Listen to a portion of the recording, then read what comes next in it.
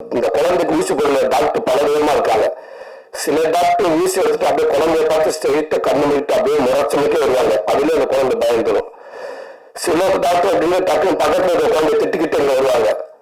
Sister தூக்கம் அது பண்ணுங்க, அதை உட்கார சொல்லுங்க, உட்காந்து திட்டுக்கிட்டு நம்ம கிட்ட இருக்கு நம்மளுக்கு அந்த குழந்தை அகன்றும் சென்று அப்படியே இல்லை அந்த விஷயத்துக்கு அப்படியே நேரம் காலம். நீங்க எப்படி இருக்கீங்க, உங்க பேர் என்ன, எந்த ஸ்கூல்ல படிக்கிறீங்க, நீங்க அம்மா அப்பா பேரு, அவள் தான் ஊசி விட்டு முடிச்சாச்சு.